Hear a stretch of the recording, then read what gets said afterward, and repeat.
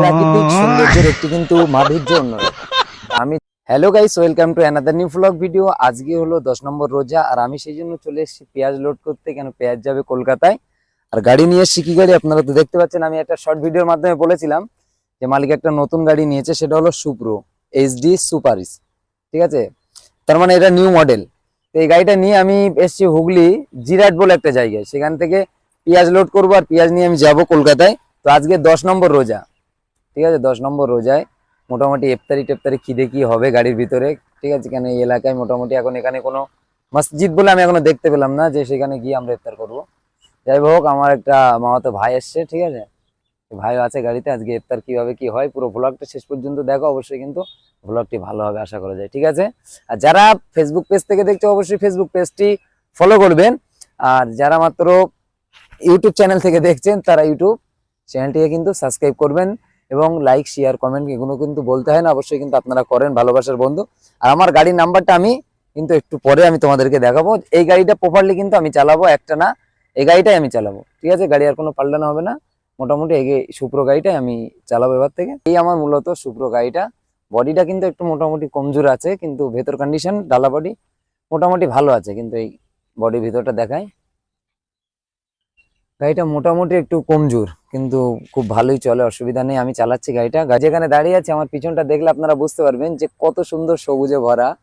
তো আমি হুগলি এসে এই দৃশ্যটা দেখে কিন্তু আমার খুব ভালোই লাগলো। আর আমি মাঠের মাঝখান দিয়ে কিন্তু একেবারে একদম পুরো মাঠের মিডিল পজিশনে চলে এসেছি। আমার গাড়িটা সেই রাস্তার ধারে আছে, আর আমি ঘুরতে কিন্তু খুব ভালো লেগেছে জায়গাটা দেখে। রোজার সময় কাজ নেই, কি করবো, গাড়ি লেট হতে অনেক দেরি হবে, কি করছে কিছু করার নেই। সেই জন্য কিন্তু এই যে সুন্দর জায়গাটা দেখেন, পিছনে যত দূর দেখতে পাবেন সবুজে ধানে ভরা, একদম মাঠের পরে মাঠ, মাঠের পরে মাঠ।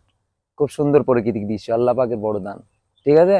তো অবশ্যই কিন্তু বারবার বলছি, যারা রোজা রাখছো না অবশ্যই কিন্তু রোজা রাখার চেষ্টা করো। আমি কিন্তু রোজা রাখছি, বাট কোনো অসুবিধা নেই, ঠিক আছে। তো ভ্লগগুলো কেমন হচ্ছে মোটামুটি জানাবে কিন্তু কমেন্টে, ঠিক আছে। ঠিক আছে, আমার গাড়িটা বেশি দূরে না, আমার গাড়িটা ওই দাঁড়িয়ে আছে, আর ওইদিকে আরো যাওয়া যাবে। কিন্তু এদিকে চিন্তা হচ্ছে এই ধান খেতে যদি সাপ টাপ থাকে না, পায়ে কামড় দেবে। এই দেখো পুরো সুপার জায়গা বাংলা কথা যাকে বলা হয়, ঠিক আছে। যাই হোক, তোমরা ব্লগটি শেষ পর্যন্ত দেখো, আরো সামনে বাকি আছে। ইফতার করার টাইম এসে গেল, একেবারে সন্ধে চলে এসছে, 5টায় 4 হয়ে গেছে, এখন 5টা 4।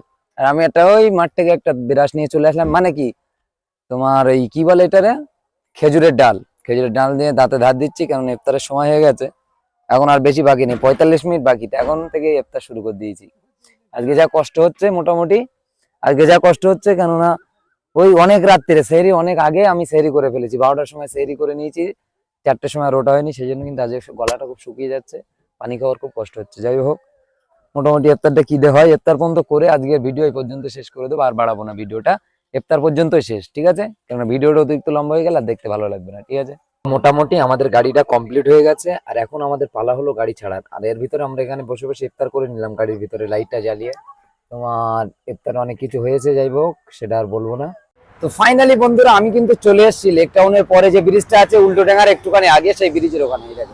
এই সাইডে অনেক গাড়ি দাঁড়িয়ে থাকে, এই সাইডটাই গাড়ি দাঁড়িয়ে কিন্তু এখানে ওয়েটিং করে, আর আমি সেখানে দাঁড়িয়ে আছি। আর ওই সাইড দিয়ে কলকাতার দিক থেকে, এয়ারপোর্টের দিক থেকে গাড়িগুলো আসছে।